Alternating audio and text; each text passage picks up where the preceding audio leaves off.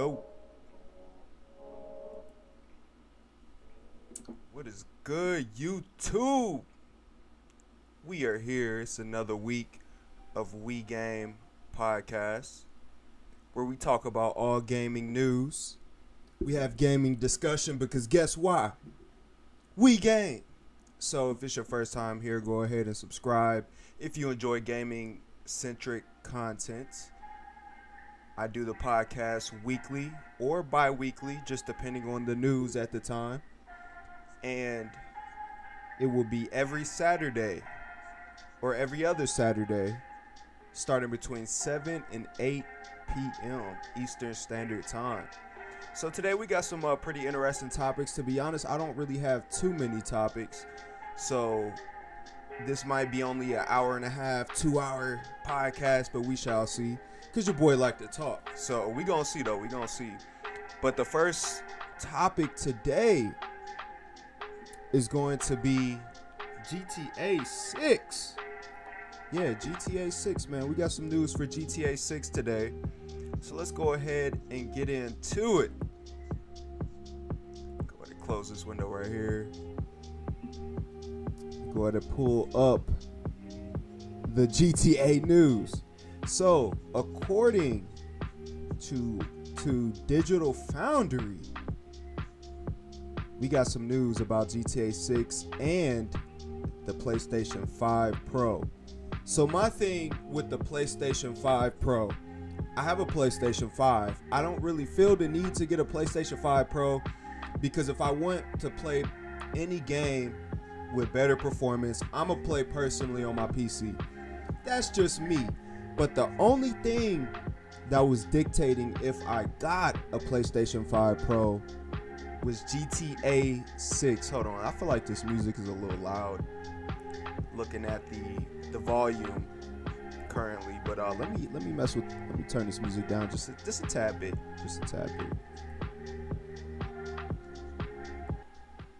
There we go.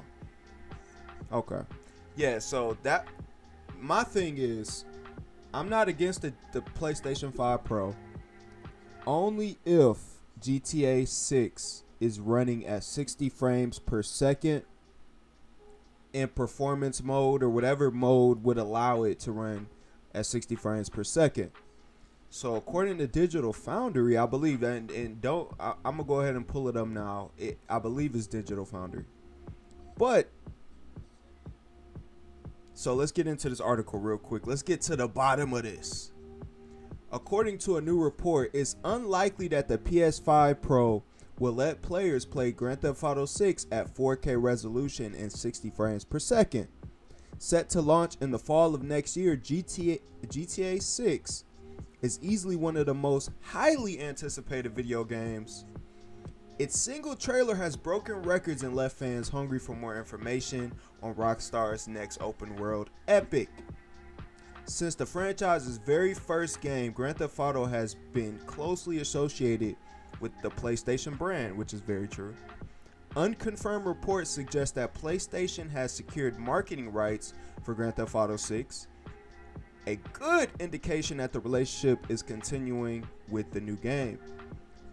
With Sony having just announced the PlayStation 5 Pro, one has to imagine that Grand Theft Auto 6 will be used to push it, but it seems those hoping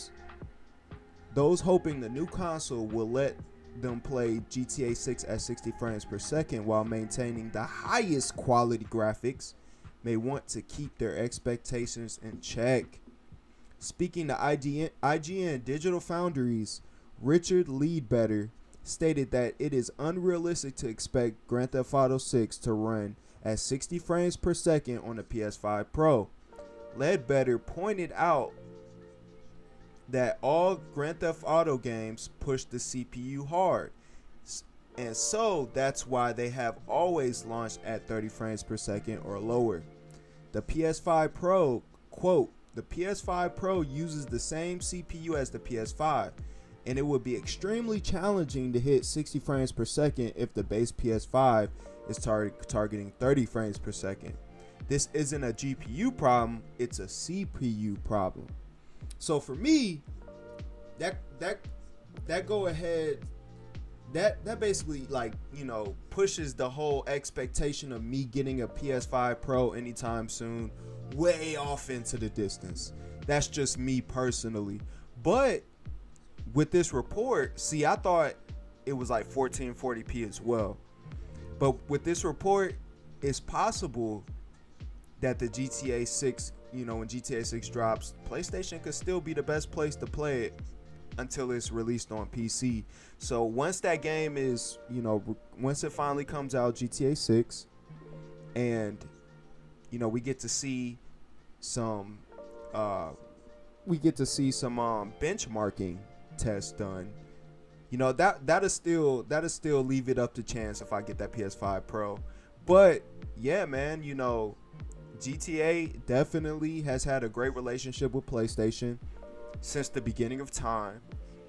And I wouldn't be surprised if GTA 6 runs best on PlayStation, because that's just what PlayStation and Grand Theft Auto does. My first Grand Theft Auto I ever played was on PlayStation 2. And then I played it on PSP as well. I played GTA on PSP.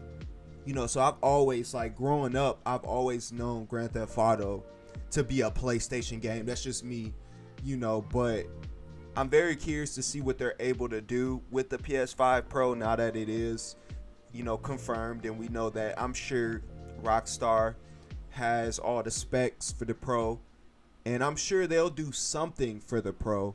I'm just not sure exactly what they're going to do, what's going to be their mark, and I'm curious to see what that mark is going to be for the PS5 Pro. So, unfortunately, 4K 60 might not be a thing for the PS5 Pro, which is crazy to me, because it's funny how people forget that back when PlayStation 5 first released, on the PlayStation 5 box, it said 8K. 8K. They were advertising 8K. And then shortly after the PlayStation 5 released, they removed the 8K graphic from the box of the PS5.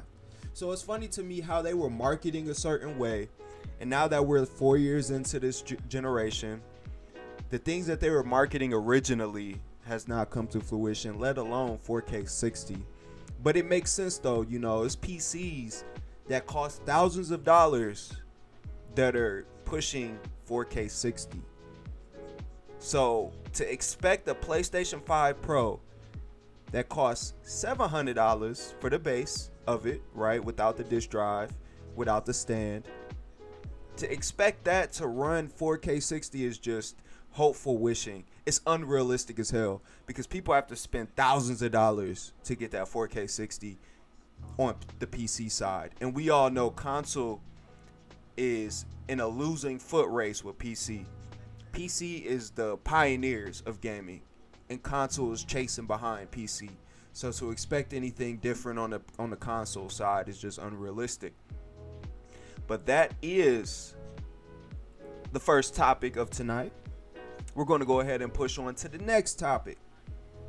So Dragon Age Veilguard has dropped some gameplay footage. Now, this is a game that I've been anticipating personally. This is a game that, I've seen a lot of discourse about. I've seen a lot of DEI type of discourse. I've seen a lot of woke type of discourse. And even from the hardcore Dragon Age community, they have not been satisfied with the gameplay they've seen thus far. But me being my own independent thinker, everything I've seen of Dragon Age, it looks like a pretty good game. Does it look like a great game? No. Does it look like a game that's going to be in the Game of the Year conversations? No. But it looks like a good game. To me, it looks like a solid 7.5 to 8 out of 10 type of game. And we need more of those type of games. We need those good run-of-the-mill video games. I haven't seen nothing crazy about monetization. I haven't seen nothing crazy about anything, any of these new live service type of deals going on with this game. So I still got my eye open for this game. I know everybody else is, playing the game so far as if this is going to be some bullshit. It's going to be another Concord. I don't think it's going to be that. I think it's going to be a halfway decent game. But let's go ahead and check out this gameplay.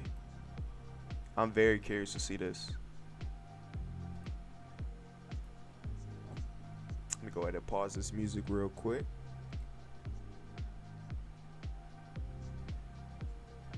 For the next game in the series, Dragon Age the Veilguard, seem impossible. A full decade, a bevy of behind-the-scenes changes, and an interesting start to its marketing campaign made me a little worried for my most highly anticipated game of the year. I admire you. What you've been through would break most people.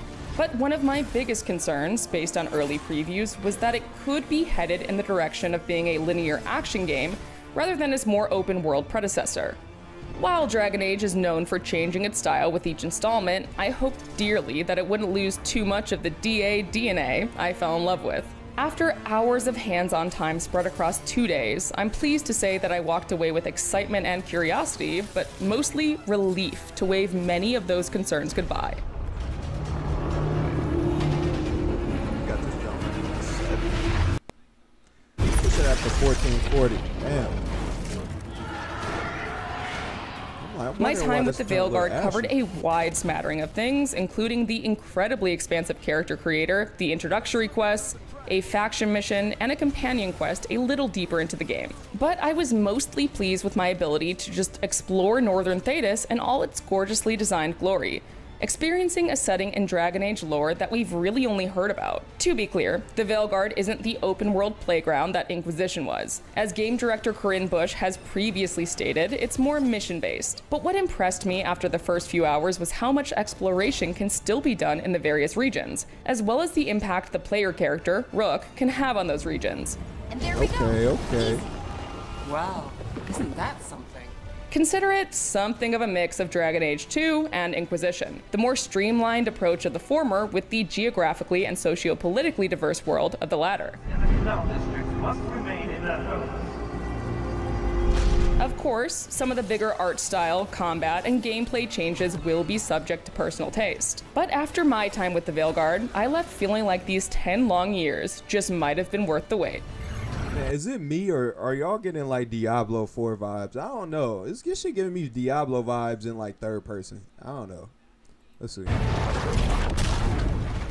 As fans have already seen from the first gameplay trailer, players are dropped right into the city of Minrathous in the middle of the action as Solus prepares a ritual that will devastate Thedas. Luckily, our old friend Varric has recruited you to help, and it barely takes a couple of minutes for the game to put the focus on Rook.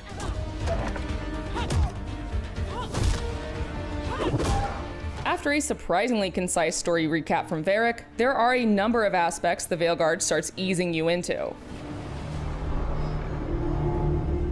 For one, the combat. Gone are the days of Dragon Age Origins' more CRPG-inspired tactical system, offering a style that's a mix of quick action and a mechanic where you can pause and pull up your radial menu. While this absolutely does take some getting used to, and it'll be a gradual process to create what could be a highly customized build while learning all your companions' different abilities, it didn't take me long to actually start having fun with it. I largely played mage and rogue builds during my hands-on time, and also quickly started to lean on certain companions' abilities. For one, the mage healing ability was essential. For one particularly difficult remnant, I basically established a pattern where I was only using Balara's mana to heal me, dodging and playing it safe when it got too risky. Nev's ability to slow time was also one I kept returning to, offering a bit more control on the battlefield when the situation got a little too fast-paced. And for you glass cannon builds out there, you'll want to have a warrior around to taunt your enemies out of your way. No problem.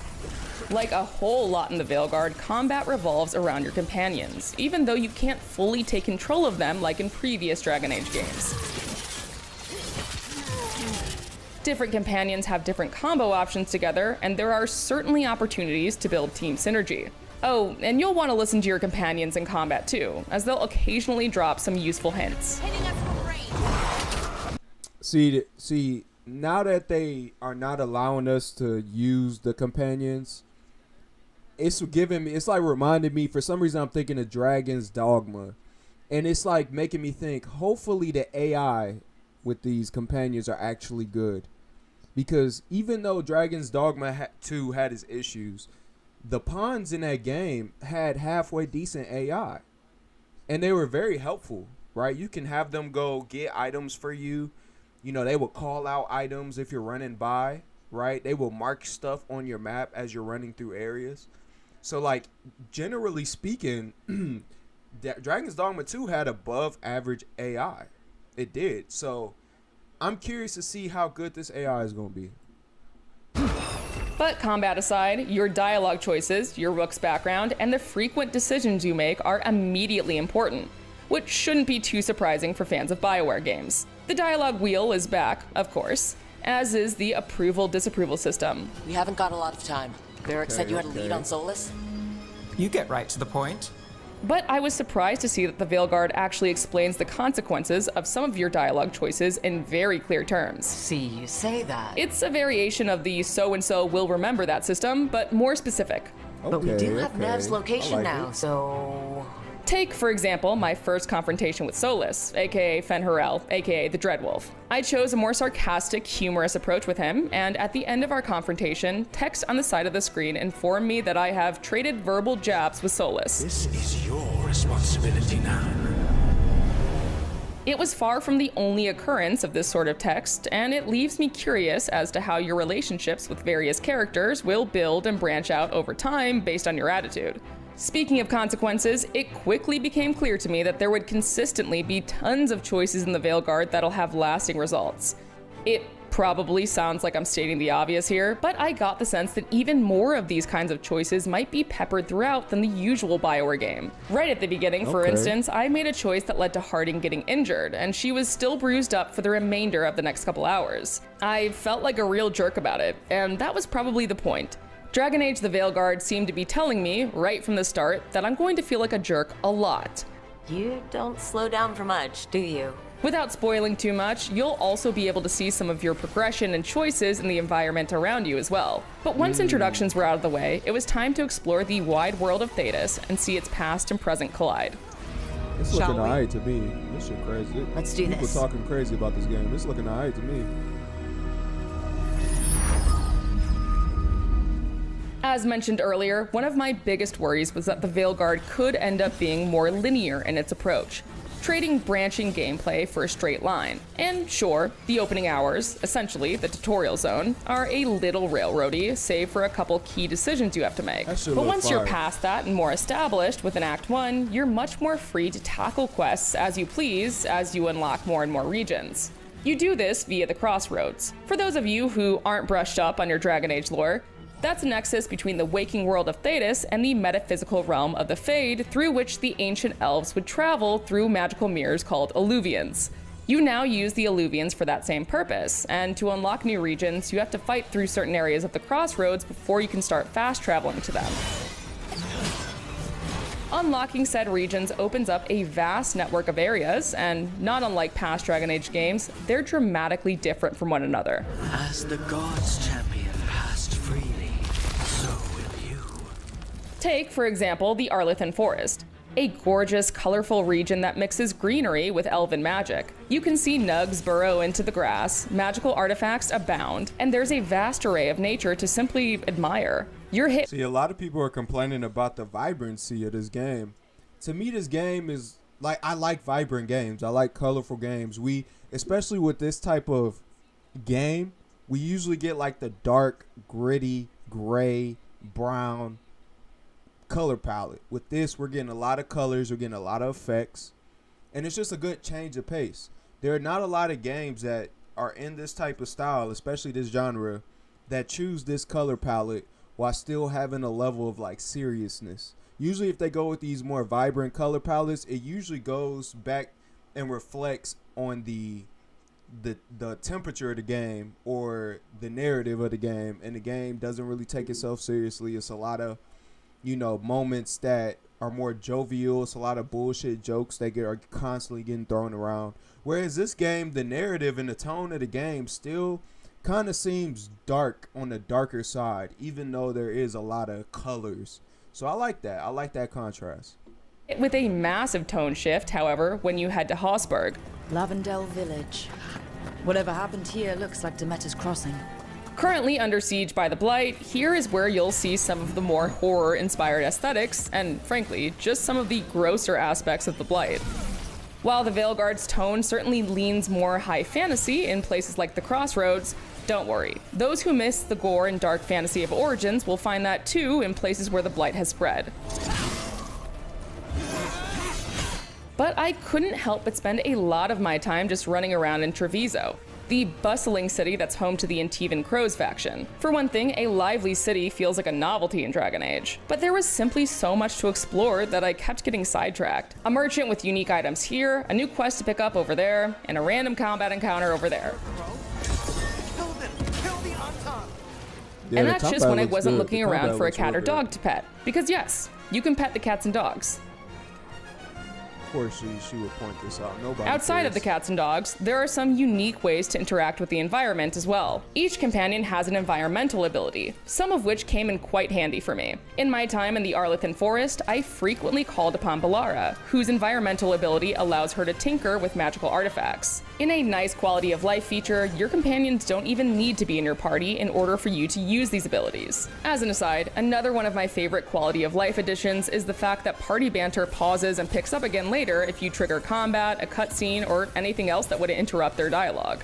That's right, no more awkward standing around in order to hear the complete conversation. Oh, yes. If you're feeling overwhelmed, the difficulty and accessibility options do allow for about just as much or as little hand-holding as you need. For example, with one Antivan Crow's quest I was doing, I could turn the navigation on and simply follow the game's guidance, or turn it off and look for clues in the environment to follow. In this case, the crow's purple symbol painted on certain walls. Another mark this way. I also just happened to be playing an Antivan Crow Rook while completing this quest, which led to some fun dialogue options. We crows are all the army Antiva has, but it's not like we can field a garrison. Once I was in the thick of things, I could clearly see the features in the Veilguard that boiled down to, okay, we heard the complaints about Inquisition, specifically addressing the infamous Hinterlands problem, which is a reference to the first open world area players visit in Inquisition. The zone was packed with more than 50 side quests, many of which boiled down to mere fetch quests, and it left many players drowning in a bevy of checklists that felt inconsequential to the story. The Veilguard has boiled this down quite a lot. You're still free to explore, but the scope isn't nearly as dizzying, and the quests point back to the main story, a region or faction, or a companion. Another clear reaction to criticisms of Inquisition are our villains in the Veilguard, Algernon and Gillenane. The two elven gods feel much more present throughout the events of the early game than Corypheus, the frankly lackluster baddie of Inquisition. Whatever comes, we're ready for a fight. Words easily said, but rarely proven. While there's a whole lot more Thedas to see and talk about, I'd be remiss if I didn't bring it back home to the lighthouse. The lighthouse will likely be the most important location of the Veilguard, serving as the hub for you and your companions. Each one of your companions has their own room, and conveniently, a light shines outside of their door when they have a cutscene available. Once you get further into Act 1, it certainly starts to feel more lived in, and you can discover some pretty I ain't gonna lie. Yeah, I ain't gonna lie. This game is looking kind of neat, to me at least. A lot of people have these weird expectations on all these just different games, and they're not allowing devs to do what devs do. They develop. Allow a dev to give you what their vision is, right? A lot of people are upset. I genuinely think if this was a separate IP, this game would get a lot more love.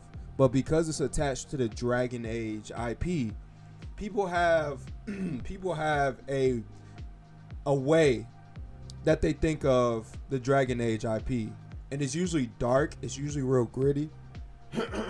Excuse me.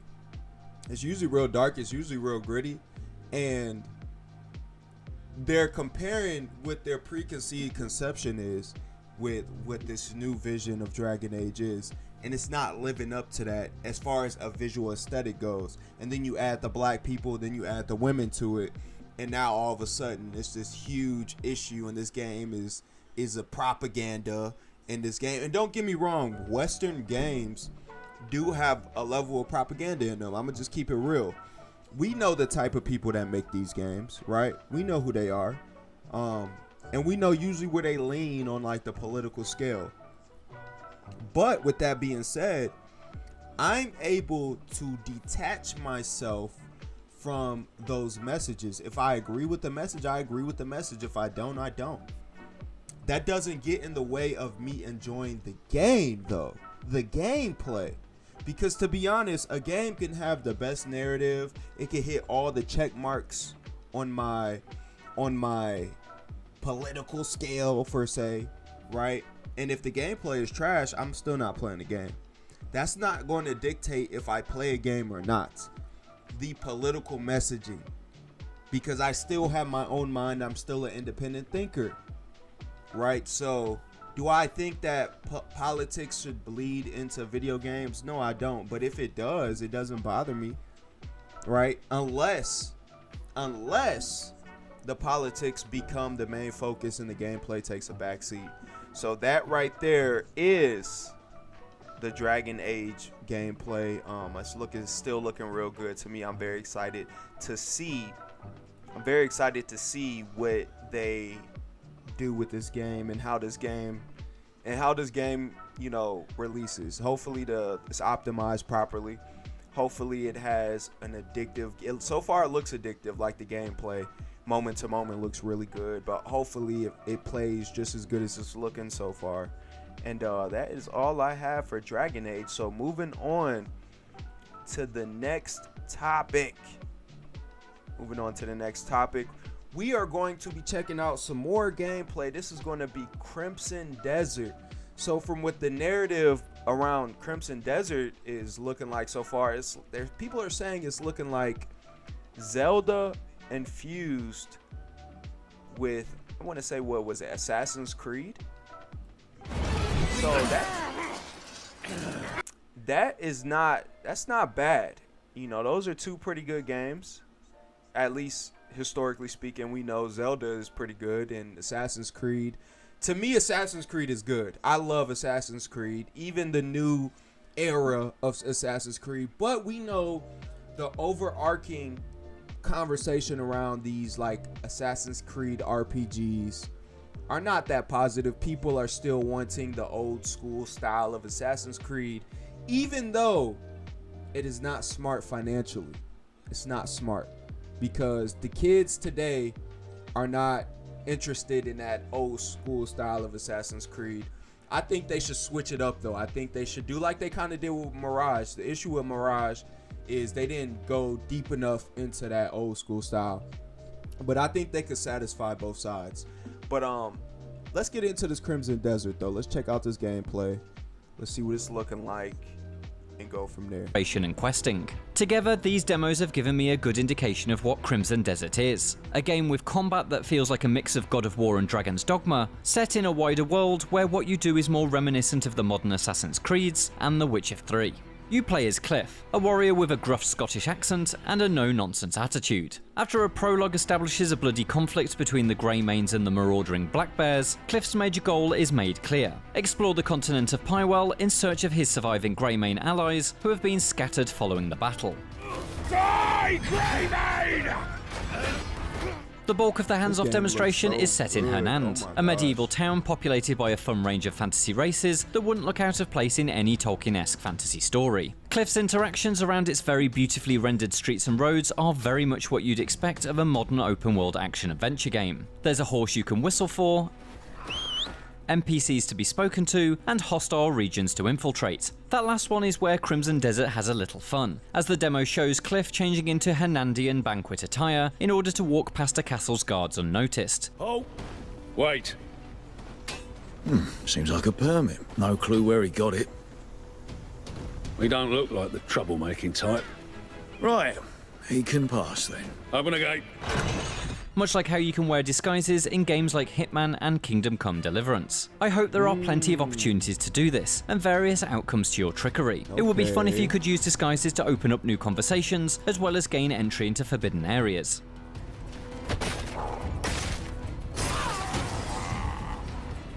Inside the castle, Cliff pilfers an Abyss artifact, which is where Crimson Desert gets a little more unusual. The device opens up a pixelated portal in a wall, and walking through it transports Cliff to the Library of Providence. There, an alchemist called Alastin reveals that the library is at the center of all worlds, and that there are beings who plan to bring everything to nothingness. What is the reason you brought me here? Man, this guy is kind of There are dropping a lot of... beings who brought chaos to Why is he dropping the story beast though? That's my issue with this. the rifts they have created. And all type of my man is literally dropping the cutscenes. Like, what the hell? The game ain't even out. Let's go check out some more gameplay. IGN, you tripping? Yeah, you tripping. We gotta call IGN out for this buffoonery. Let me pull up some other game. I think they just dropped some uninterrupted and commentated gameplay. Crimson Desert. Because yeah, we ain't about to have you narrate for us, my boy. What the hell are you on? IGN, get your mans. Now this is raw gameplay, so there might be like little story beats, but I just want to see the gameplay. I'm just interested in the gameplay. Okay. So we got inventory system. The game looks fire, I ain't gonna lie. The visuals in the game is top notch, top tier. Textures are on point. Even look at the ground. The grass looks good. Like everything is looking top tier so far. The goblins are hiring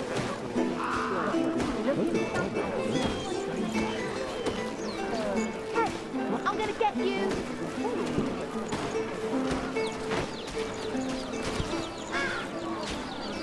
Ow, take your time.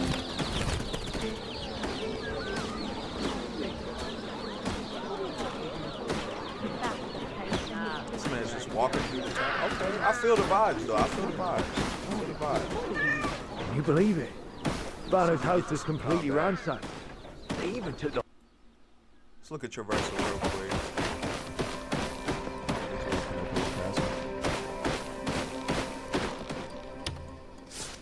Okay. Okay, you can switch armor on the fly like that? Okay, I like that.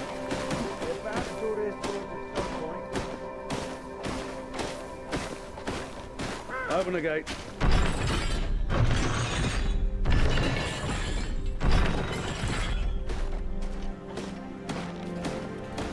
Big ass door.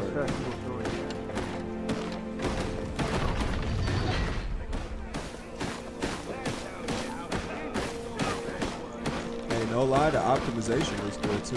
I don't know where the platform was. Like a wall was gonna break, but it looks pretty well optimized though. Hey, what's good, Eskimo, man? Appreciate you, bro. You know, I'm gonna definitely be on that target either tonight or tomorrow. Oh, wait. Seems like a permit. No clue where he got it. We don't look like the troublemaking type. Right, he can pass then. Open the gate.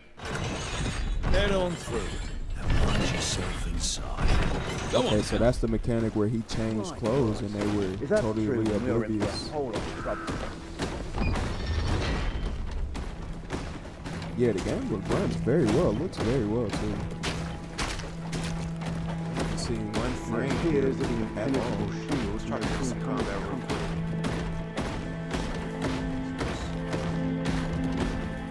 Oh shit, let's check this out. This is the part that people were talking about with like Zelda style. Are you telling me to jump from here? Don't worry. Shit, gotta get caught up with you and Ali. That's facts. Y'all been gaming. Well, I ain't gonna lie. Y'all been on that to the target. I afterlife. see y'all.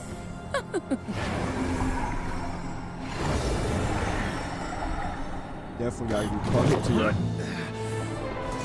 So this is the little scene that reminded everybody of Zelda. Look at how smooth this is.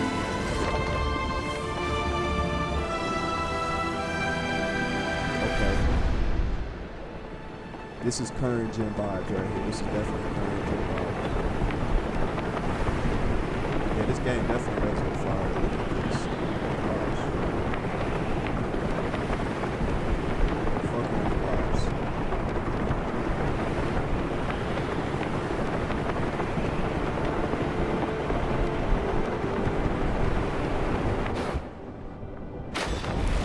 Ooh, the switch up. Look at the particle effects. Oh my goodness. That's some good. Particle effects is top tier. I should really does look like a pretty big map too.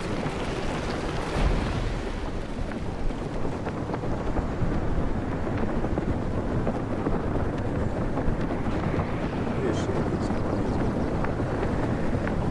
Yeah, check that out real quick. Let's get to this combat and see what we're talking about. Okay, let's check this out.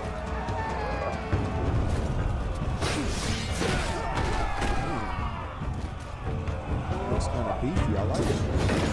Particle effects. There we go. Top tier.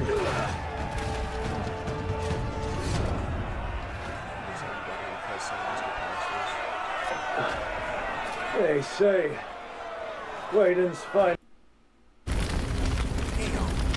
Got to get them out quickly.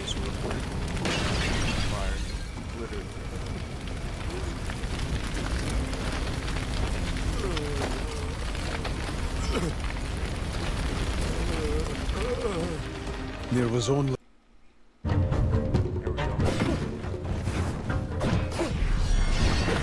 Damn! This game looks so good, man. Oh yeah, this is it right here.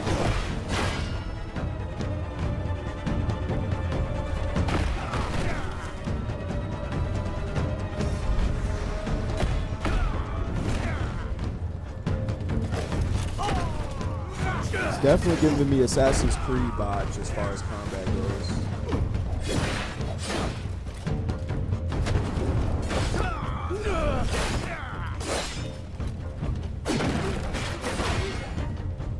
And it also is reminding me of Ghost of Tsushima, ironically, as well.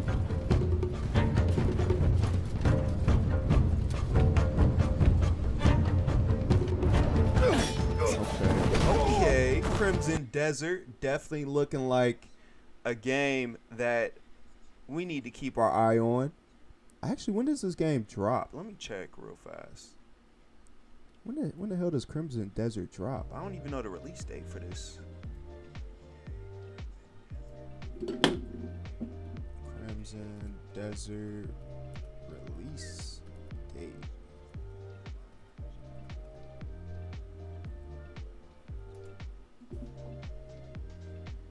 $2025, so it has not been confirmed for release just yet. Does not have a date. Second quarter 2025. So hey, we definitely gonna keep our eye out for that bad boy.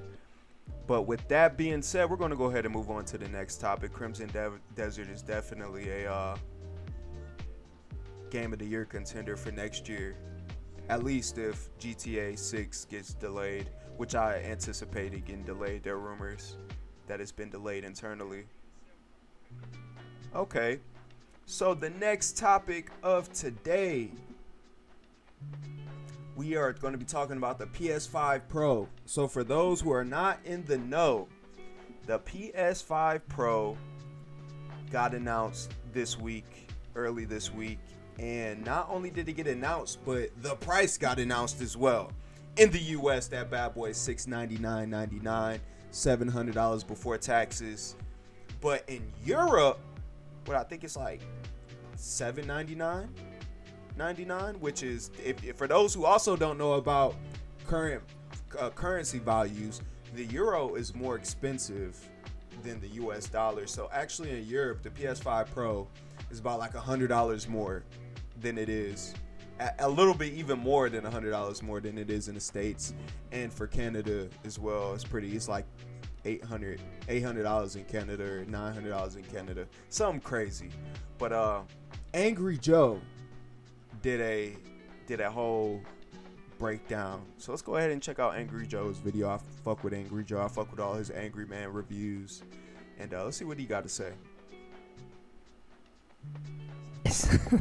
Are you out of your damn mind? Let's do the conversion, Joe, right here. $914 in the UK? Are you out of your mind? Is Sony gone crazy with this shit? What the fuck? I got hit with the price right in the face. Okay, so what else? EU, $882. If you do the conversion, obviously, you know, currency conversion's crazy right now, but still, $700 fucking dollars. Well, to be fair, Joe. Joe, don't do me fair this. You don't get anything. Are you serious? Get the fuck out of here. No way. There is no disk drive either. That's crazy. This is digital only. Are you... Hold on. We got to pull this shit up. What the fuck? So, wait. $80. Is that strap-on? $70 more. And then you gotta buy the strap-on. Vertical stand not included. Why not for that price? They're practically giving it away with these prices, Alex. It makes a lot of sense because none of you motherfuckers bought Concord, and Daddy Sony needs his fucking money. So. $700 plus $80, $780 plus $30 for the vertical stand. $800 for a and then tax. What is that? $900? Disrespectful. Jesus fucking Christ! And that's in the U.S. Now that 900 goes to up over 1,000 in the UK, and up, EU, Japan. What? Wow! This is an epic failure from Sony. Facts. We gotta hear it from their mouths themselves. How the fuck? Let's watch their fucking reveal. This because you got some major games like Joe. It's in detail. PS5 Pro is much sharper and crisper than PS5. It is.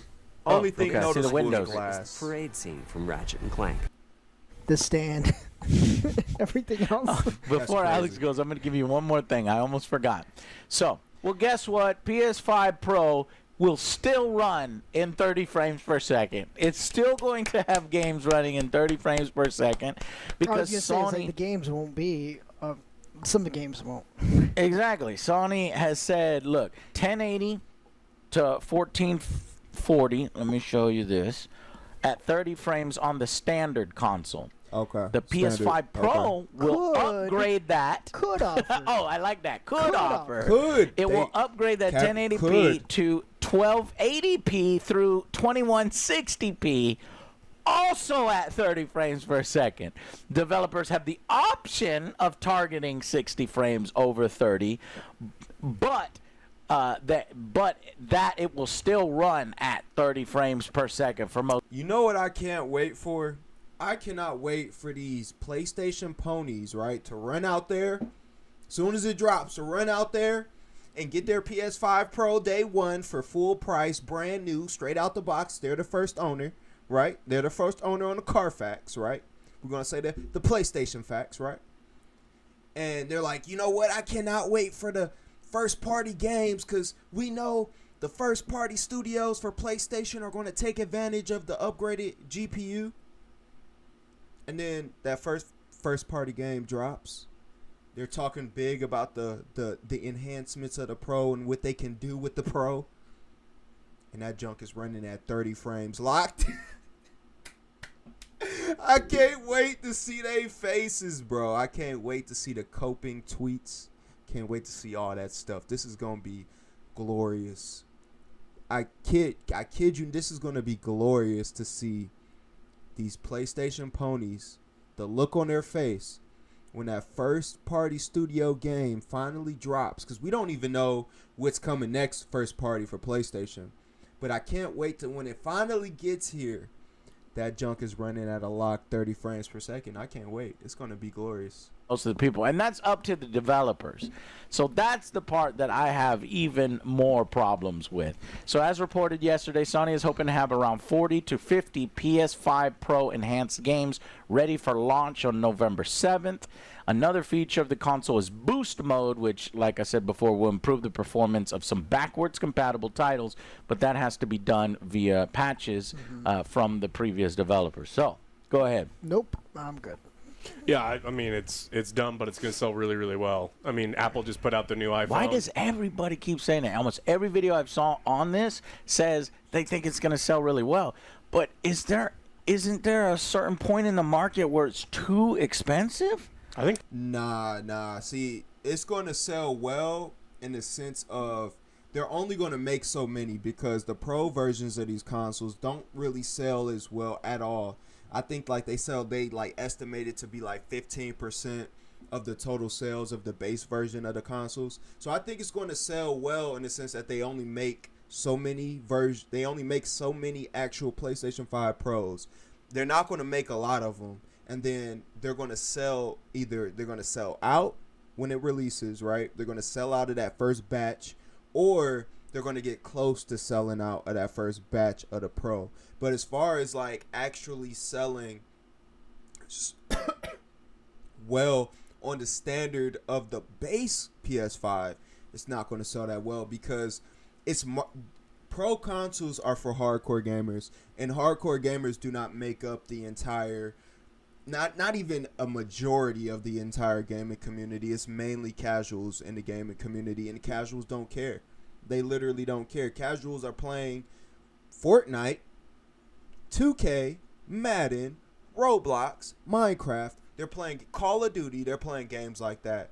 And these games are already hitting 60 frames per second on the base. So they have no need to go out and buy the Pro version of this console. So I think it will sell well based on the first batch. But lifelong, I don't think it's going to sell that well. Because you also have to remember the conversation around the PS5 Pro is not positive right now. The overarching conversation is really negative. And it's not because the Pro is not advancing the consoles. It's because the price point. The price point is dominating the entire conversation. If they would have priced this at a more reasonable price, then we could say, you know what, it would sell more because the conversation would be better. So it's going to sell well, but you have to put an asterisk by that. People are everybody's complaining about, the price of groceries and this and that, and they barely have money, and you're telling me this is going to be a huge hit? I don't think those are the same markets at all. I think there are people complaining about groceries that weren't going to buy PS5s anyway, but I think the people who are buying this level of technology are the Apple users, and they're the people that see a new thing come out every year, whether they're doing... There's no benefit to the new iPhone. There's got nothing... wide lens. It's got something... I got to spend $1,200 on it immediately. This doesn't make financial sense, but it never had to make financial sense because this is for people who are going to upgrade because there was an upgrade, or it was for people who don't have PS5s and were trying to future-proof or something. But, I mean, it's not for me, but I've already accepted the fact that I'm no longer the target market for the majority of things that people are making. Consumer. But I don't know. I think they're going to... I think it's the right time for Christmas, get on to those sales, and I don't know. They got to make up that Concord money somehow.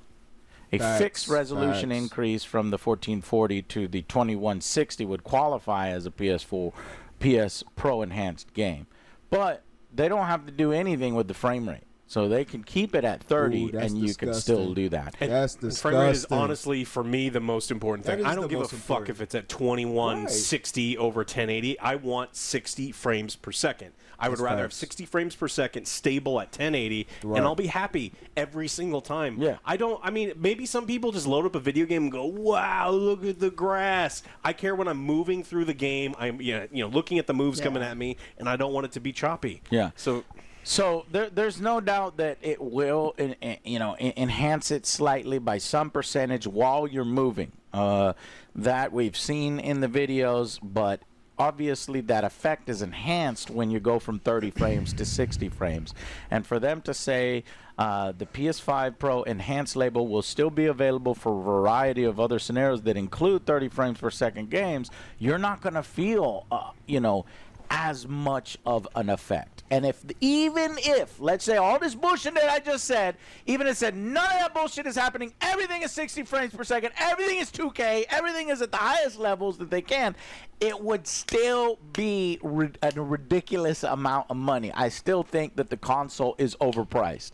What do you think that the price should have been instead of what was it? $699. It's $700. That it's deceptive because it's a lot more than $700. It's like $800 or whatever. Else, But what do you think this baseline price should have been? I mean, that's probably what I would have guessed it to be at. Really? To be honest, I mean, so the difference between a PS4 right now it's $499. It goes up to $699. I think $599 is the most. Now I want $550, but that's not gonna happen. But I'll say $599. It went up by a third the last generation. I expected it to go up about a third, and that's almost spot on. So what do you think it should have been, Joe? $600. Yeah. $100 less. That's what I say. Yeah, $599. Jesus Christ. I mean, I price checked some PCs at Costco right now, and there are some pretty amazing 40 series PCs that you can get right now. Yes. For like $800. So let's get into that, Alex. Everything. And so like I was looking at what my PC. I have a 10900K and I have a 2080 Ti. My computer can run anything. Yeah. It was considered low end, but it can run anything. There are computers that are better than mine for $800 right now. Damn. And they're kind of future proof because you can swap things out, and you don't have to just play PlayStation games. Damn. Now, if you have no PC and you're going from no PC to best PC, maybe $1,500, something like that, right? But what I'm saying is, if you're about to spend $800, $900, $1,000, then you'd be better off upgrading your current PC with that same money and get something much better. So PC Master Race. Now you take this advice from somebody who used to be nothing but a console fanboy, used to be an Xbox fanboy, and then console fanboy, and then said, the console wars are for 12-year-olds, 13, 14, 15-year-olds. Some people still engage in it, but I'm like, man, we're all gamers here, and I quit that shit a long time ago, and but. The PC for me, you get so much other things done in addition to your gaming. I think that money would have been better spent upgrading your current computer, because you more than likely have a current computer. And if not, even with that, you could probably still get a solid system. But like Alex said, it's probably for them early adopters. It's probably for the rich, super rich tech heads. And it might sell out because of limited supply. It might be that Sony is like, we're only going to make this much so that we can ensure we can say we sold out. Hey, it's crazy. I just said that, and I did not pre-watch this video. I watched like the first 30 seconds. I'm like, you know what? I'm fucking with their energy right now. I did not watch this video, and I literally said that they're not going to make a lot of them. And just like he said, so they can say they sold out. But we never knew how many they made in the first place. If they only made 20,000 of them and all 28,000 sold is gone, and they can say they sold out and be legit. And they won't be lying, but they won't tell you they only sold 20,000 though. They ain't going to tell you that part. See, we sell out at this price. Everybody wants it at this price. Why don't you get it at this price? But it's artificial selling out if they're only, limiting the units.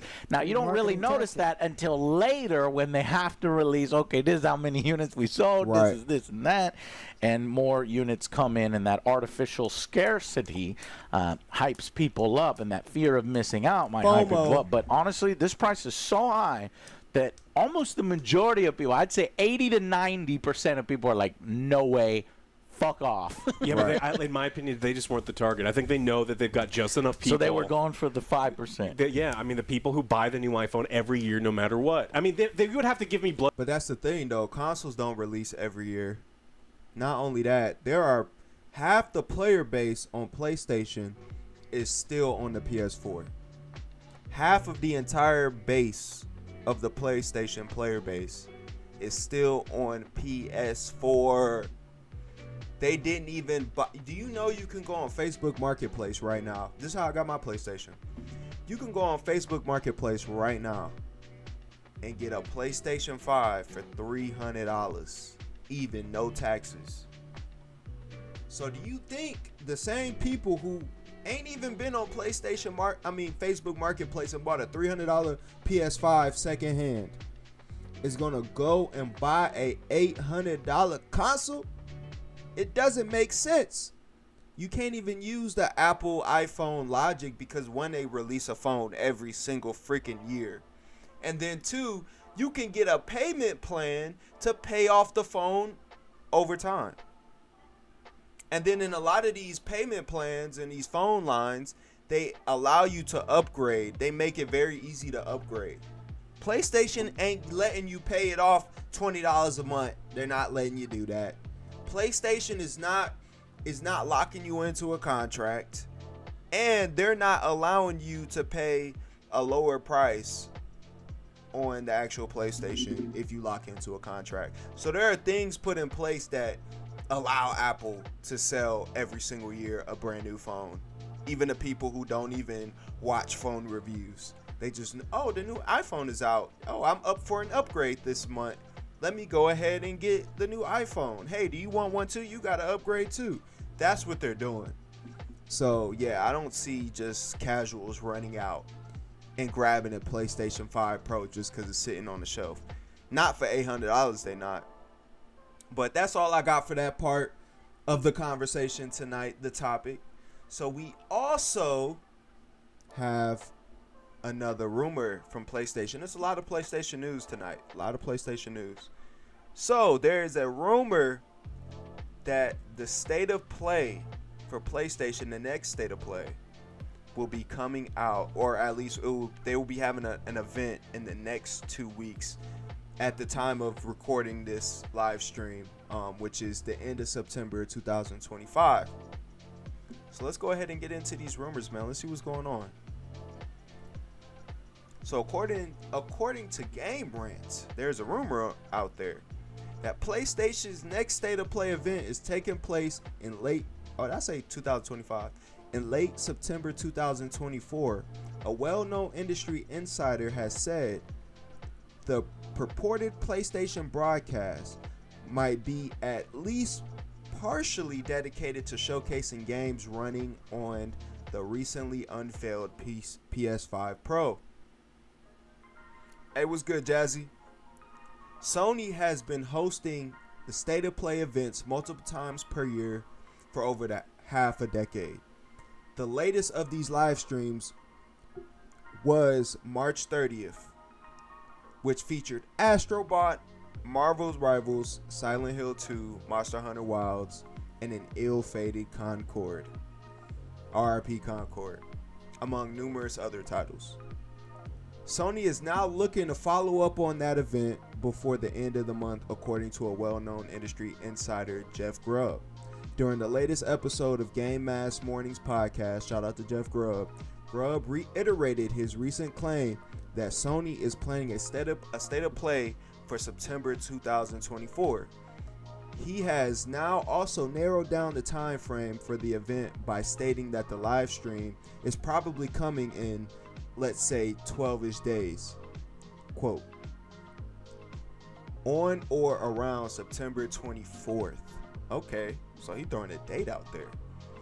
The exact game lineup for the purported event is currently unclear, although there are some obvious candidates. Given the mass success of Astrobot, it is quite plausible that Team Asabee's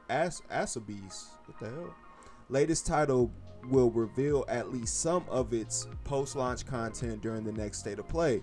After all, the developer did recently confirm that free Astrobot DLC will be coming soon after the game itself hits the market.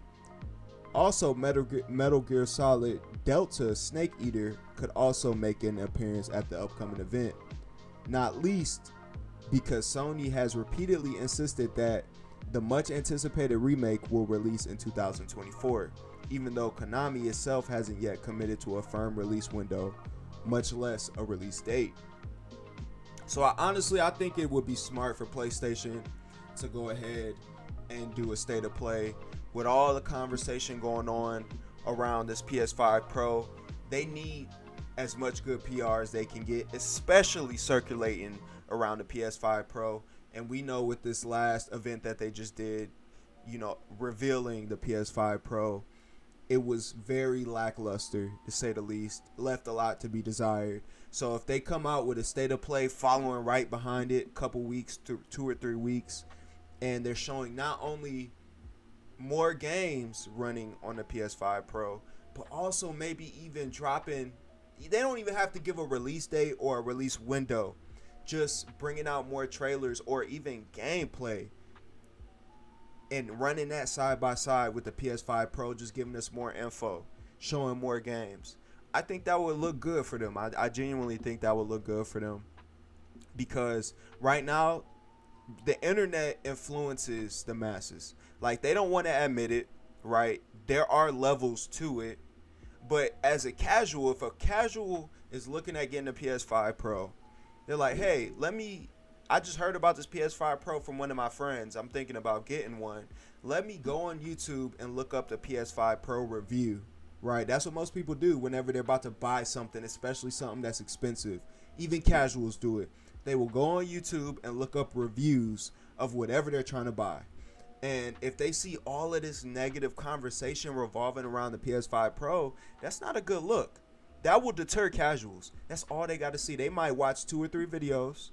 Be like, dang, everybody's talking shit about the price.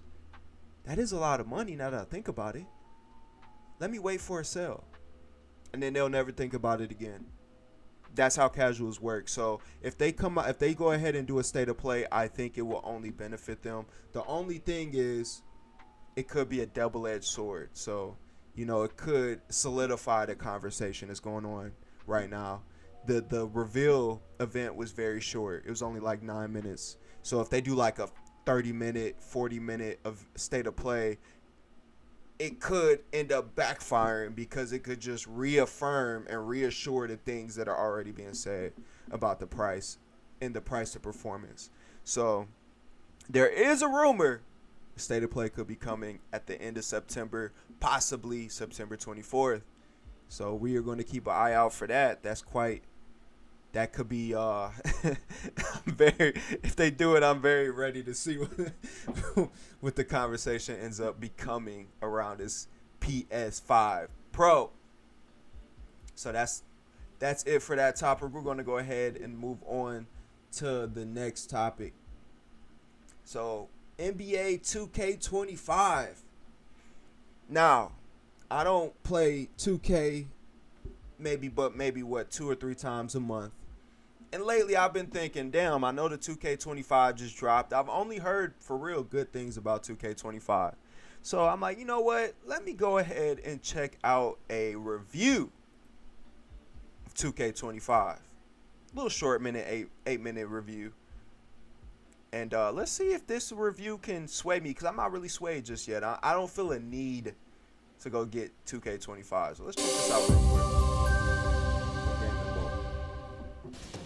Just as EA Sports has a monopoly on football, American and otherwise, so does 2K command the biggest basketball dynasty in gaming with NBA 2K. It's led to some questionable decisions over the years, especially regarding monetization, but the core of NBA 2K has continuously evolved, even if it's in iterative bursts. NBA 2K25 is the latest, and though not quite the greatest, it begrudgingly reinforces why the franchise keeps drawing players back year in, year out. Learning on the job. Something to keep an eye on, no doubt. Okay, Shams, we appreciate the reporting. Here's MP. And foul on the shot. He'll shoot 2 at the free throw line. Yo, that is the perfect My Player clip right there. Why do I say that?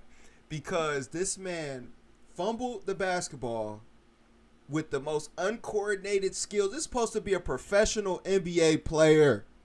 This is supposed to be this guy that when we're playing our My Player, to get immersed, we're under the perception that we've been playing basketball. My Player has been playing basketball his whole life. He's dedicated his life to the game of basketball. And then what messes me up about My Player is, then your first game in, the man act like he don't know how to dribble the ball. The man act like he don't know how to catch a ball. The man act like he don't know how to shoot. But you're supposed to have been, you're an NBA player. You're supposed to have been playing basketball your entire life. But you can't shoot? Come on now. That's what pisses me off about 2K, man. 2K, man, they push you so hard into buying VC. It's like, you know, Greg, when you look at the Timberwolves' history, the first round had been a problem for them.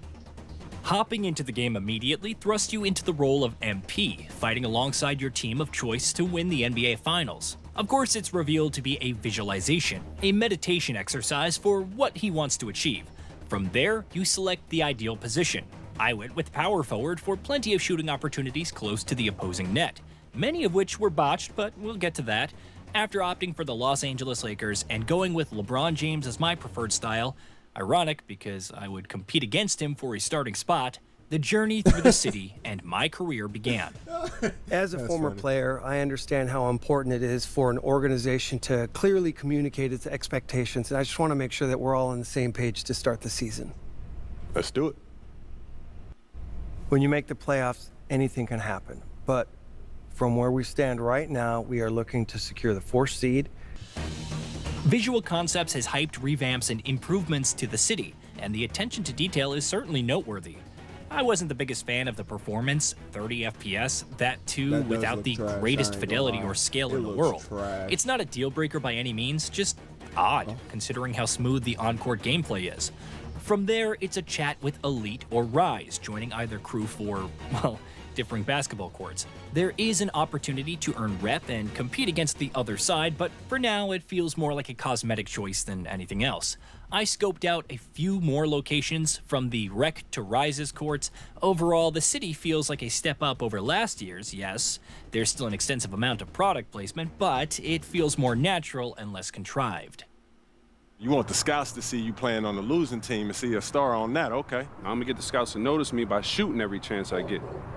From there, it was a return to my career, consulting with coaches, setting goals, surely winning the NBA Cup isn't that difficult, and outlining media strategy.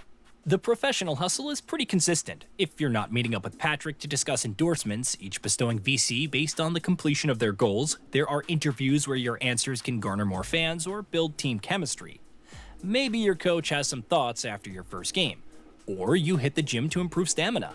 It's definitely a lot to take in, but the pacing is steady and involved, with characters feeling natural and grounded. The ability to play through my MP's backstory to truly experience their journey to the NBA is also nice, if not particularly revolutionary. Hey, yo, right here. There's a minute 12 left in the third quarter here. And here's MP, the 15-footer.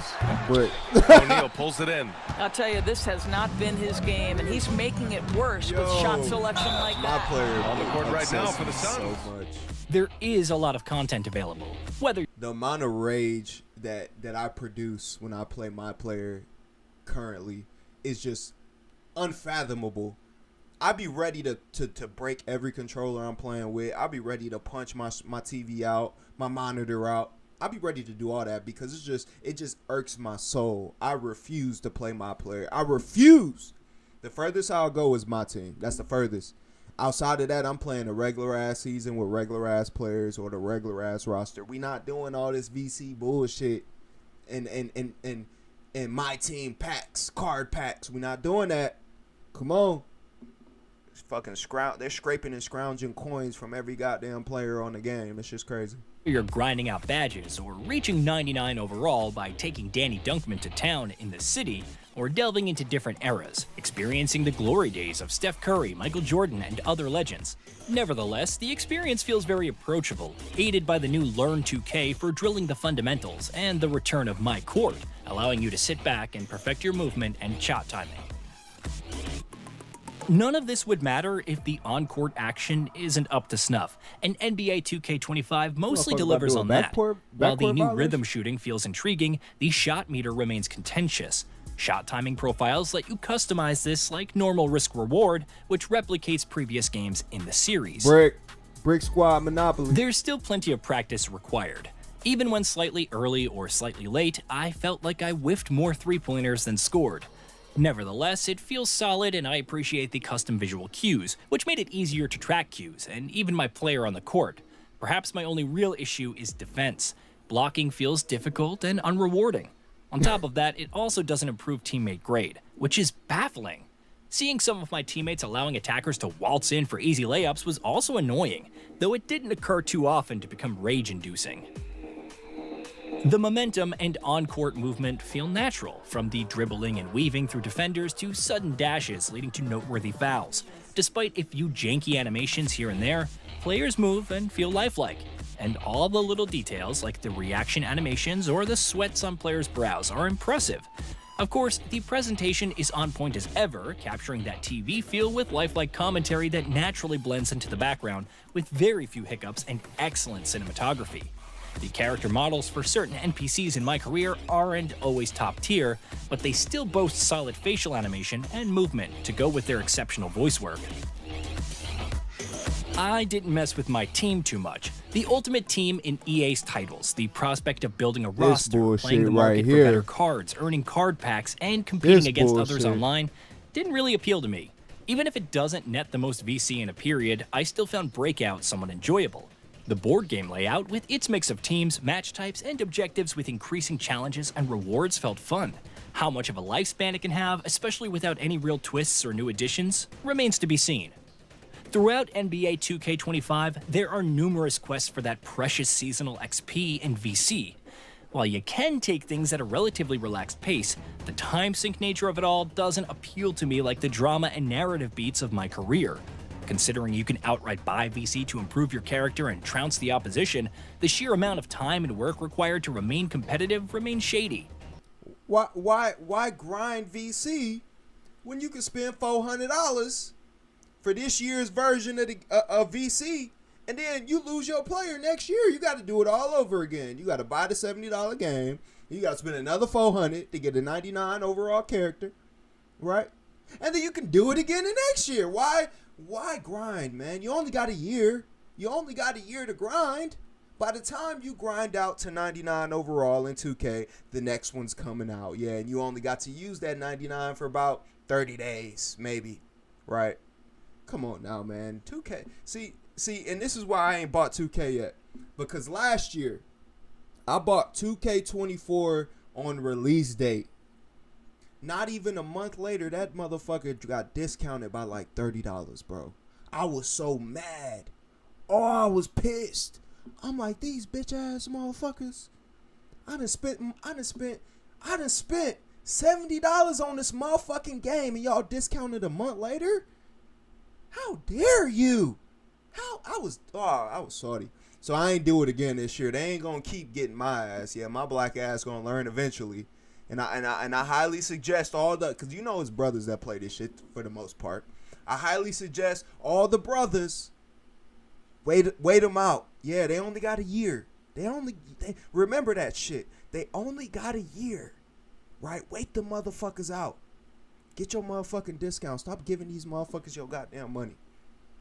Yeah, this video ain't convinced me to do a motherfucking thing. Yeah, I'm still not buying this motherfucking game. I'm still not buying this motherfucking game. Fuck 2K. Straight up. Fuck 2K. Yeah. But that's it for 2K.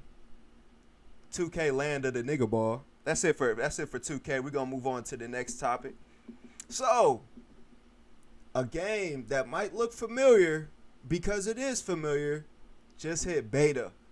New World. Arturnum. I can't even say the motherfucking name. But New World just got a revamp. Yeah, the game that Amazon made. The MMO just got a revamp. The last version of the game crashed and burned, as it should. And yeah, they just dropped a beta for the new ones, for the new version, quote unquote. And I think they changed the name to get away from that bad publicity from the original version of the game. But it is an MMO, so we're going to go ahead and check out this gameplay. We're going to go ahead and check out the conversation around this game. I'm not really in this community like that, this part of the gaming community. So, but I'm always open to new games, man. I try to keep my mind open when it comes to games. I try not to assume anything. I like to see what the actual people that enjoy these style of games are talking about. So let's go ahead and check out the conversation. And it will make you feel, even if you're not actively working together, connected. This also then gets extended to voice acting and the music in this game. I honestly think that Amazon has spared no expense when it comes to both the visuals and sound designs. There's some knock-on effects, and we'll talk about that in one of the reasons why maybe you want to skip this game overall. And this brings me to my third reason. It's an action RPG. When you look at the landscape of MMOs, the action RPG MMO is few and far between, and I don't think I've seen or played one that does everything so well together. But it also, in this case, has PvP, and I'm combining the action RPG and PvP segment here because it is also optional PvP. You have various different modes that if you want to PvP, you can do so. And I think PvP is a really good offering, both for those who want it, but also while you wait for more PvE content to drop. It isn't any breaking news that the PvE players severely outnumber PvP players, and that's why you see 100% focused PvP MMOs struggle.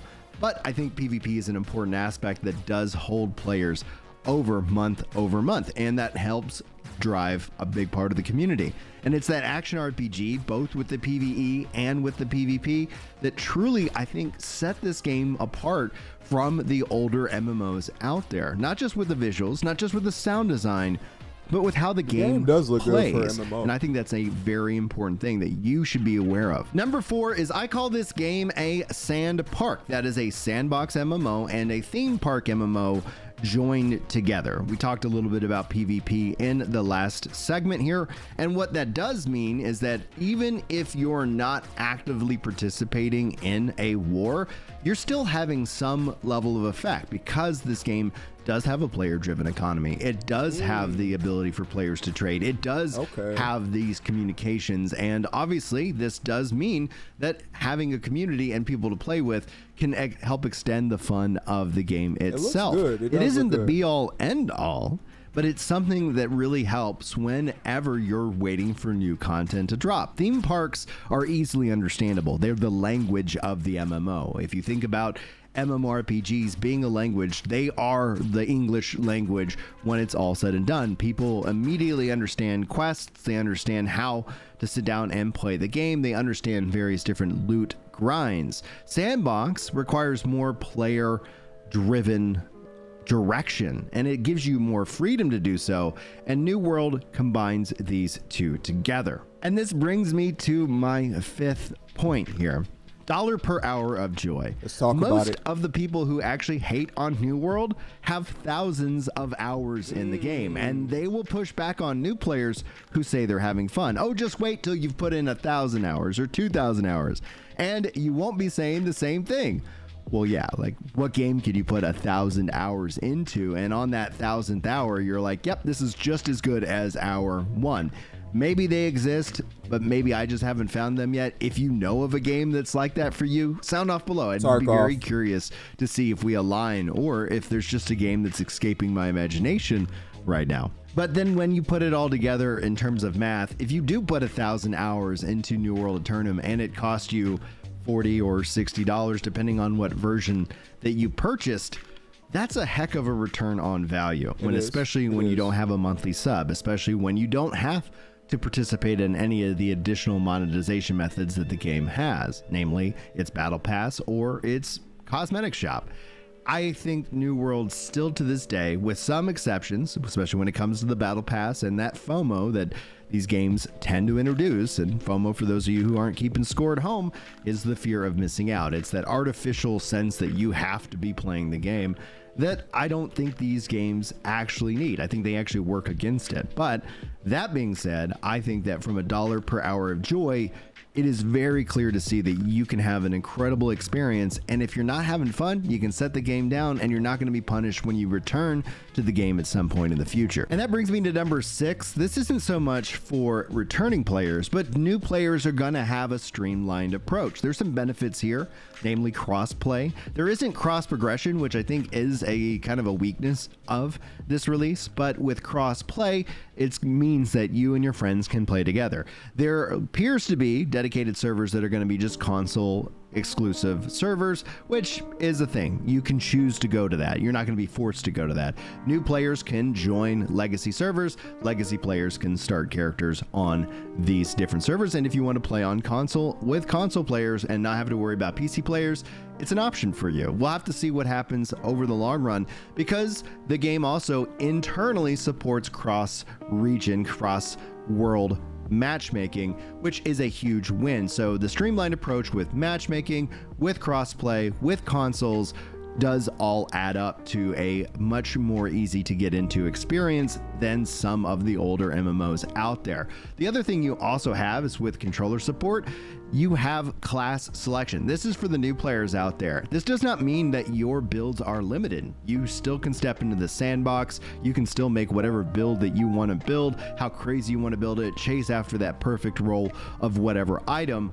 But when you start the game, you're presented with several different builds, which makes it easy so you can get into the weapon that you want to without having to rely on RNG or finding the weapon out in the open world.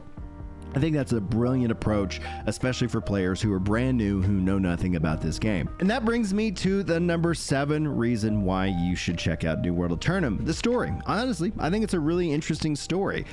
Amazon has invested heavily into the story of this game. That's cutscenes, voice acting, and all of it combined. And honestly, they still let you, the player, drive and choose what you want and what kind of experience that you want. Meaning, if you want to play this game kind of as a standalone RPG with a little bit of multiplayer, you can do so. You're not going to be forced to participate in the multiplayer. But this is where I get excited, because this goes back to the Sand Park, is that there's an asynchronous multiplayer that's happening all the time. So even if you're a strictly solo player and you're just there to experience the story and the world, you're still participating in the economy. You're still killing monsters and having an effect. There is a big investment into the open world nature of this game, and like that, there's also the ability to get into content quickly through matchmaking if you choose, and that's something that you want to do. But now that brings us to 3 potential reasons why you perhaps want to skip New World Eternum. First, New World Eternum isn't actually about October. Until we have a roadmap to go off of, I don't know yet what follows the October update. Are they going to give us an expansion every year like ESO? And there's been some hints about that. As the hype dies down, as hype will die down, what do we tell players to look forward to? And as a content creator who focuses in on MMOs and talks a lot about New World, it would be immensely helpful, even if we don't know what's in the expansion, to say, hey, October 2025, there's going to be an expansion. And between then, here's kind of the seasonal update milestones and what they're going to be working on adding in. Are we getting new weapons? Are we doing this? What's the plan here? Those are things that can get a lot of people excited. And we know there are other weapons that are being worked on. We know there are things that are being worked on, but it would really help to kind of have at least a rough estimate. Now, that being said, it would be even better if they also said October 2026. There's also going to be an expansion. So that way, again, when that hype dies down, when the inevitable this game is dead, conversation happens online or around online games that don't have world-shattering number of populations stick with them for an insane amount of time. So when games aren't the exception, they are the rule in this case. Yeah, it would help to be like, yeah, there's going to be an update. And ESO has done that without putting out a roadmap. They just have consistently released expansions. So I think, though, that New World has to communicate that right out the gate. Now, after October 2026, if they want to say, and then from there, we're going to just keep you guys up to date at that point, that's perfectly fine. They have committed to a 10-year plan, and it's very important for them and any games as a service game that they plan to launch that they stick with that commitment. And so New World, I don't think, is going away unless for some reason Amazon just wants to ruin every amount of goodwill that they have for any of their future games. This brings me perfectly to the second issue of the game, and that's the trust. AGS has bungled the marketing behind New World Eternum to its veteran players. I think what they did at the Summer Games Fest was the right call for new players. But before then, they should have had that conversation with us. They should have gotten our buy-in on the reasons why this is going to be good for the community. The main reason is this is going to bring in a lot more players, giving a lot more access to this game. And access when it comes to MMOs is important because gamers function like electricity. Electricity operates off of a simple rule: the path of least resistance. That is where electricity goes, wherever it is the most efficient to get. And as much as a game can be described as fun and more, it has to separate itself. It has to stand out among the crowd. And when it comes to marketing behind that game, it's important to be open, honest, and communicative, because one pillar of MMOs in games as a service is trust. And Amazon is going to have to do a lot of work behind that to build that back up. I think it would have been much cheaper if they did it another way, but those were the decisions that were made. Hopefully those are lessons that they can pick up and learn from, but it isn't to say that I trust them, because I don't. I hope that they can win me back in that degree, because I do think this game is worth it. It's a fun experience. I do not regret spending money on it, but I do have to call out the piss poor decisions when it comes to marketing. And this brings me to the third reason why you should potentially skip this game. First and foremost, this is actually a positive for me, but I know that I'm not in the majority when it comes to this. Player trading, player-driven economies, sandbox design. those have their own downsides. Namely, this is going to always continue to invite bots and RMT into your game, and players will use RMT to pay and win. That in and of itself, the only cure for it is to fundamentally remove one of the most interesting aspects of MMORPGs, and it's the ability to trade with each other. This means that streamers, content creators, this means that friend groups will have a distinct advantage over solo players in some respects, in some pieces of content. And so that pressure will maybe be felt. Now, again, I think that if you take these systems away, that you end up lowering the quality of your game and experience, and you end up seeing kind of what we've seen with the likes of Blue Protocol and more, where games just don't resonate like they used to. It doesn't feel like it used to, because you remember the past with nostalgia and rose-tinted goggles, and you don't remember that, yes, you had to log into Final Fantasy XI, and you had to put in the time and effort to find a group. And yes, that led to some really great moments, but it also led to a lot of people just going and finding something else. Path of Least Resistance is a thing, and the competition out there is fierce. That isn't to say that you won't actually enjoy it. I would hope that you would give this game a try, especially when it comes to the player-driven economy, because I think that's something that adds a lot of value over the lifespan of the game. But it does require that the market needs to be watched. The bad actors that are trying to take advantage of that need to be looked at, and the balance within the market needs to be adjusted. But for me, it's a fun activity. I enjoy playing the role of a farmer, bringing things to the market, making money, and then using that money to, yes, get really kick-ass weapons and gear. That in and of itself means that everything that you're doing is progressing you towards your goals, sometimes more efficiently, sometimes less efficiently.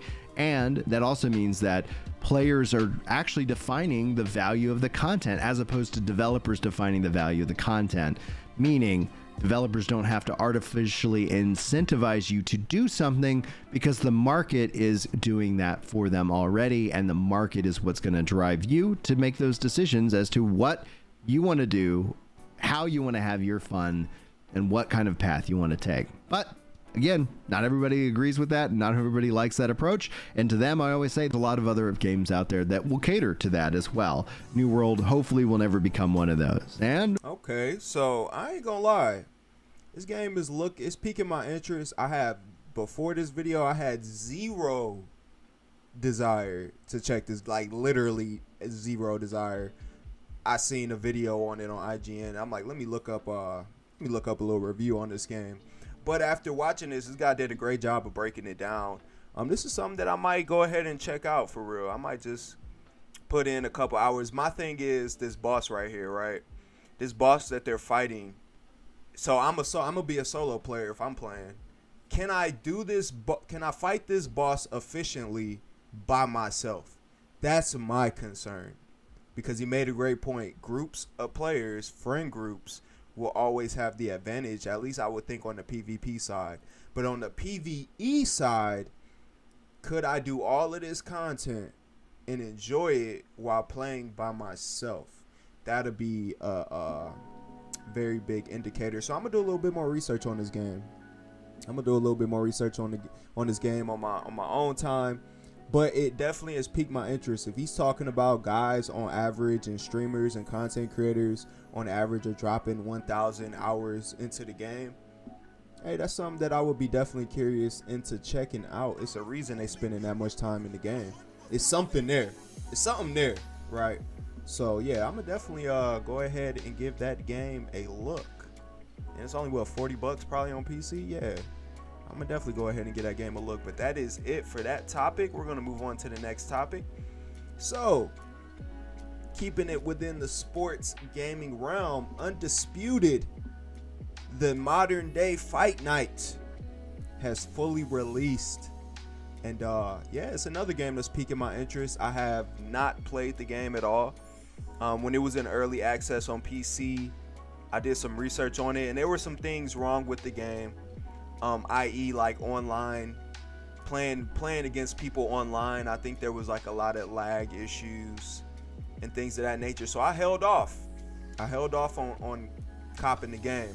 But now that we have entered full release, This is definitely going to be something that I'm going to look into revisiting as far as purchasing the game. Let's go ahead and check this out.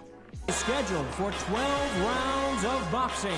While boxing has never been my favorite sport, I can't tell you how many hours I put into the Fight Night series back in the 2000s. The combination of realism and focus on presentation lived up to EA Sports' motto of making you feel like you're in the game.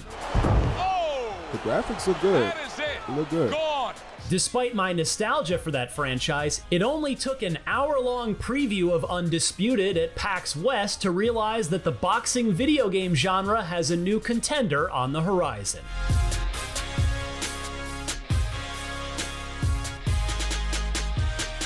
I jumped right into my Undisputed preview by challenging Steel City Interactive CEO and co-founder Ash Habib to a sparring match. In reality, it was more of a tutorial as he ran through all the basics of the mechanics while explaining how and why they were put into the game.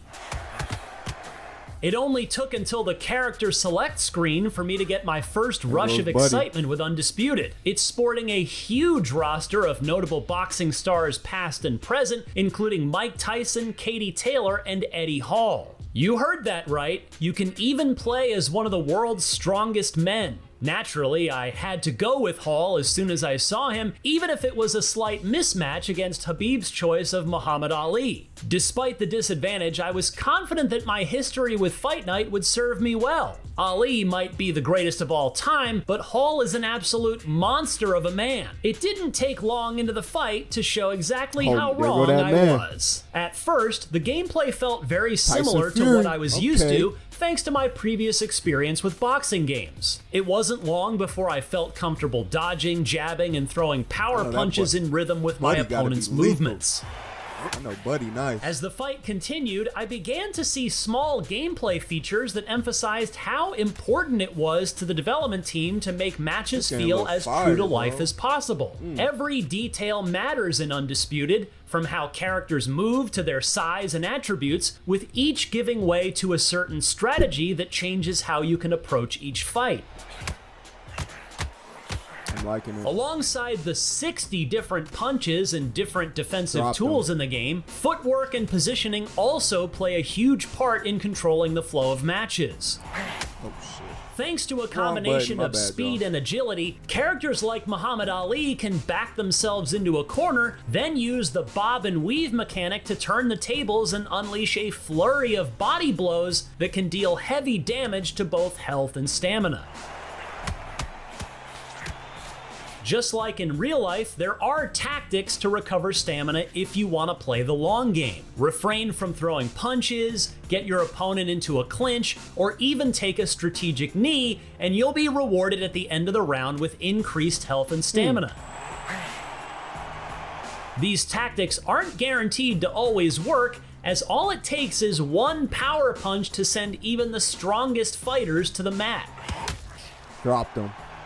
Once down, Undisputed uses a disorientation system where you must simultaneously try to line both triggers into a green area, mimicking what it is like for a boxer to try and get up after a knockdown in real life. While this may sound easy, each side's green area moves differently, so it felt like I was trying to rub my belly and head simultaneously in different directions. Not too long into round 2, Eddie Hall suffered a hard-fought loss to Muhammad Ali, signaling the end of my first fight in Undisputed.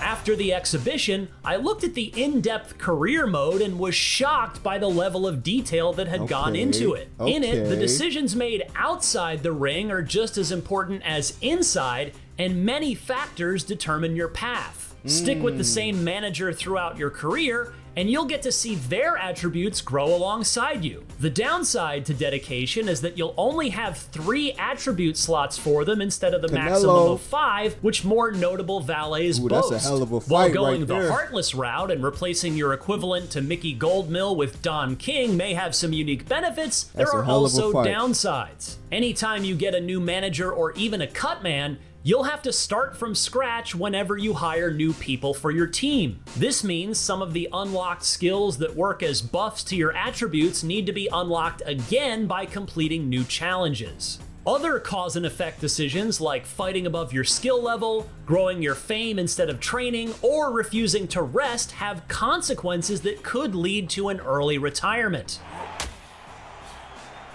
Even though I only saw about 10 minutes of career mode, I was genuinely impressed with how much effort went into trying to make it as realistic as the gameplay I'd already seen from Undisputed. Even with my limited experience with the sport, I can already tell Undisputed is crafted by people who understand and love boxing. While it's been over a decade since a proper game in the genre has been released outside of VR, this one may prove to have been worth the wait. Shout out BG. For more on Undisputed, don't miss our first BG know preview about from that last VR year, as well boxing, as the don't he? release date trailer. And Got for his everything ass else in whooped. the world of video games, you've got a 10 count to get up and get to Okay. IGN. I might have to check this out too, for real. I just wish he would have, and it looked like he played it at an event, so I don't think he was able to play online. But I wish he would have been able to talk about that, or did talk about that, because that was really my issue. With games like this is a game that I would want to play online. I'm trying to put them paws to somebody, yeah. Someone talking crap over the mic, I'm putting them paws to you. Yeah. So yeah, the Undisputed is definitely a game I will be copying. This is mandatory. I'm definitely copying.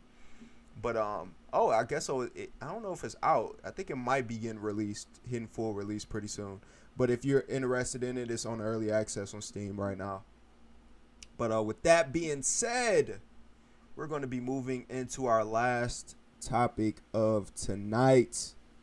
If you've made it this far, go ahead and get a video a thumbs up for your boy. It's very, very helpful. I'm just now starting this podcast, and you know, a brother need all the love he can get. So help a brother out. Hit a brother with the HBO special. Help a brother out special. And we're going to be moving into the last topic of today. So, according to the anti-DEI community, Space Marine 2 has officially entered into the DEI category, meaning that Space Marine 2 has been deemed, the great game that it is, has been deemed a DEI video game. So let's figure out why, man. Let's figure out why they doing Space Marine 2 like this. Let's go ahead and check it out.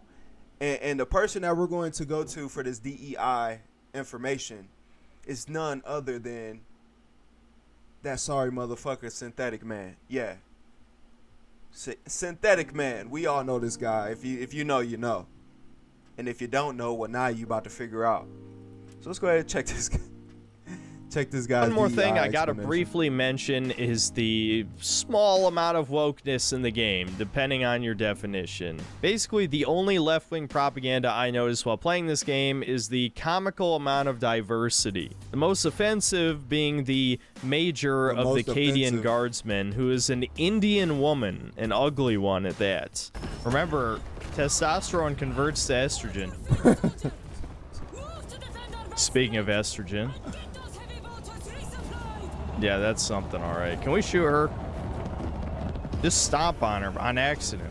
If you compare her to the woman from the first game, it's like night and day. And while she really doesn't do much during the story other than yell on the comms throughout the first half of the game, it's just incredibly annoying seeing girl boss characters in this day and age, especially in a supposedly grim, dark universe. And the diversity isn't just the guardsmen, it's also the Space Marines. Now, again, I'm not an expert on the lore, but I understand that Space Marines come from Gene Seed, which comes from their Primarchs, right? Which comes from, ultimately, the Emperor. So why— This man knows the entire the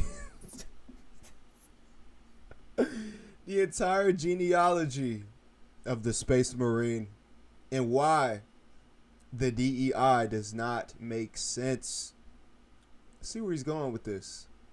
He's broke down the entire family tree. Why are all these Ultramarines different ethnicities? Shouldn't they all be the same race as Gilliman?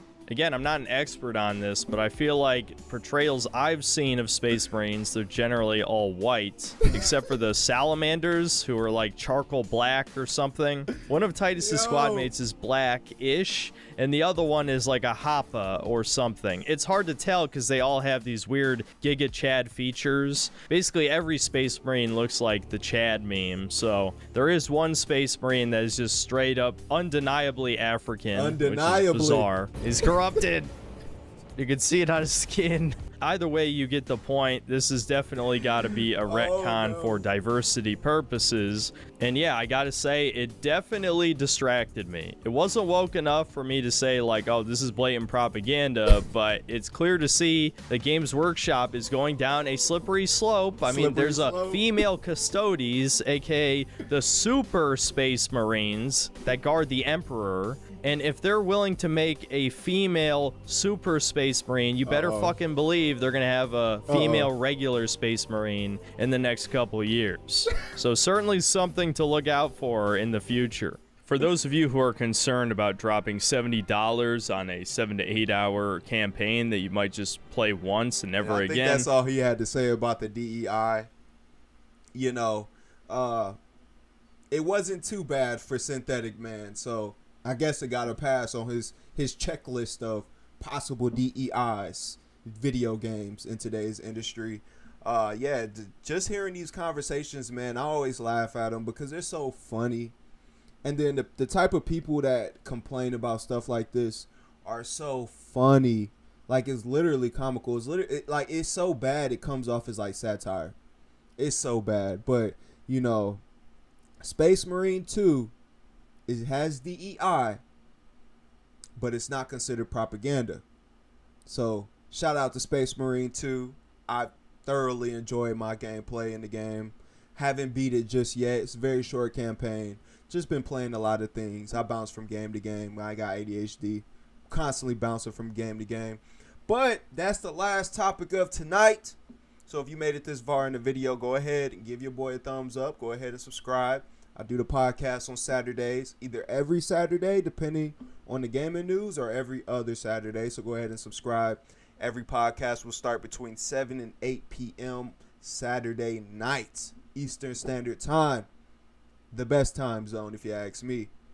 And it's your boy RJ. I'm going to catch y'all in the next video.